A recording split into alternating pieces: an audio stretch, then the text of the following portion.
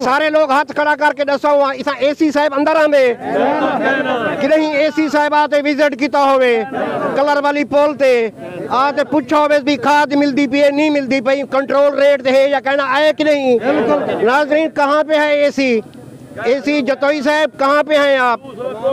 इतनी महंगी गाड़ियाँ गवर्नमेंट की तरफ से आप लोगों को मिल गई हैं, आप उसी महंगी गाड़ी पे बैठ के विजिट की खातिर ही आ जाए, सैर सपाटा भी हो जाएगा,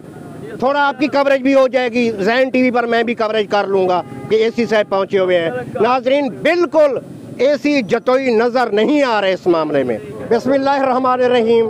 अस्सलाम वालेकुम नाज़रीन, मैं हूँ आपका होस्ट फ़ियाज़ हुसैन और आप देख रहे हैं ज़ैन टीवी इज़ द बेस्ट। नाज़रीन इस वक्त कलर वाली पुल पर मौजूद हूँ, मेरा कैमरामैन आपको इस साइड पे दिखाएगा। ये कलर वाली पुल के मनाजिर नाज़रीन आपके सामने हैं और ये जतोई रोड डमर वाला रोड है। ये लोग यहाँ पर इकट्ठे हैं। नाज़रीन ये लोग क्यों हाथ खड़ा करके खड़े हैं, क्या एहतजाज रिकॉर्ड कराना चाहते हैं, इनसे पूछते हैं। नाज़रीन आपको इतना बता दूं कि आजकल किसानों की कमर तोड़ी जा रही है। खाद हुकूमती निर्ख से हुकूमती रेट से ज़्यादा है, रेट ज़्यादा होने के बावजूद किसान ब्लैकमेल हो रहा है, खाद मिल भी नहीं रही। जब भी फसल का सीज़न शुरू होता है, चाहे वो गंदम की काश्त हो चाहे वो कपास की काश्त हो, जब किसान अपनी फसल काश्त करते हैं तो उस वक्त ये बहरान पैदा कर दिए जाते हैं। नाज़रीन महंगाई का दौर है, महंगाई का आलम है। आप चेक करें, चाहे किसी शोबे को उठा लें, हमेशा एक आम आदमी ही पिसता जा रहा है,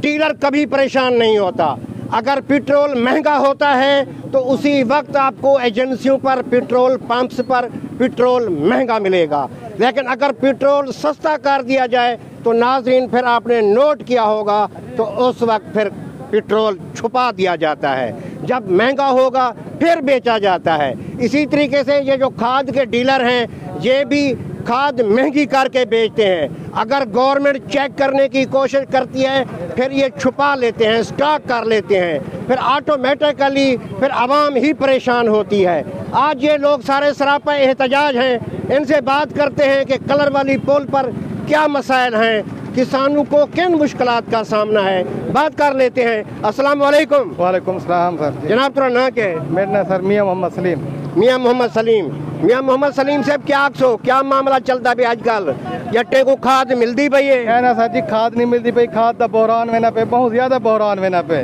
ही टाइम खाद तो आपको खुद पता है, सारे को पता है भी DAP का रेट 15,500 तो कहते 20,000 रुपए तक भी देने पे। नॉर्मल रेट क्या है? अगर मैं हुकूमती रेट की गाल करा क्या रेट है? सर तकरीबन है 12,000-13,000 रुपए नॉर्मल, वैसे मालूम क्या नहीं 15,000 प्लस तो मिलती, 15,000 15,500 तो नहीं मिलती पई जी। 18 तो यूरिया था सर जी 5,000-5200 तक मिलती पई है, जेरा के हुकूमती गवर्नमेंट का रेट जेरा 4,000 तो तले तले है, तकरीबन 3700-3700 रुपया। सारी रिक्वेस्ट है तुआरे के नहीं एसी साहब फरावानी नाल मिलती पई है, हर दुकान पे अवेलेबल है, को नहीं मिलती पई। जिमें खाद आंदी है हूं वेले फौरन जेरा ना सारे छोटे छोटे दुकान वाले को दे दी वेनी है, रात दे जेरा आधार दे जेरा सारे को वंड वाला कर दी वेनी है, वो सूरत हाल वेनी पई है। यानी छोटा काश्तकार गरीब किसान उथे ही रह गया। बिल्कुल इवे सर जी गल है, जरूर मन पसंद लोगों को मिलती भी है इवे सर जी, और ज्यादा रेट दे, बहुत ज्यादा रेट थे जी। नाजरीन आप सुन रहे हैं कि खाद जिन लोगों को मिल रही है वो भी दुकानदारों को मिल रही है।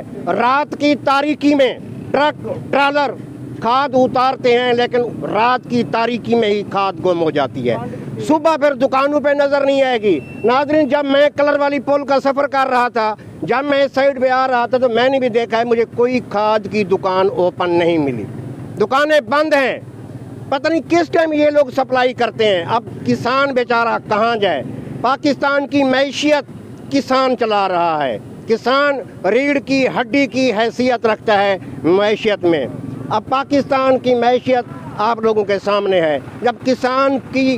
कमर में छुरा घोंप दिया जाएगा, जब किसान ही नहीं उठ सकेगा, फिर लोगों के मसाइल किस तरह हल होंगे, महंगाई किस तरह कम होगी, ये सारी चीज़ें आपके सामने हैं। अस्सलाम वालेकुम। वालेकुम सलाम जी। जनाब दा नाम? मेरा नाम मियाँ नईम बशीर से। मियाँ नईम बशीर साहब क्या आखो, किसान परेशान हाल हैं जी? किसान दे बारे सही आदे पैसे सी जड़ा किसान जड़ा भी था कि गरीब किसान है वो बहुत परेशान है, जड़ा बंदा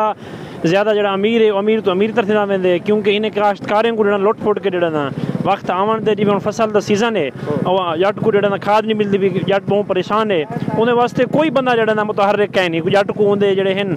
हकूक देने वास्ते जड़ा भाई लिहाजा सारी आला हुकाम कलें DCO AC जतोई साहब जड़ा सारे कलें रिक्वेस्ट है हाथ जोड़ के रिक्वेस्ट है कि इन्हें जड़े जट किसान उन्होंने खास ख्याल रखा वे क्योंकि जट जड़ा पाकिस्तान के अंदर एक रीढ़ की हड्डी जड़ा मैशियत के अंदर है जड़ा लिहाजा सारी आला हुकाम कलें रिक्वेस्ट है कि इन्हें को जड़ा खाद दो और रेट न दो और मुनासिब जो भी है और मुहैया करो खाद पर कंट्रोल रेट जड़ा है उको दो जड़ा लिहाजा अपने मन चाहिए जो लोग इधर बैठे ना डिलार दे रहे लोगों को जड़ा जड़े हैं उन्हें गरीब वो काश्तकार नहीं भाई इन सारे सेटअप को इस सिस्टम को कंट्रोल करने वाला AC होंगे ठीक है कि नहीं कलरली पोल ते AC नजर आए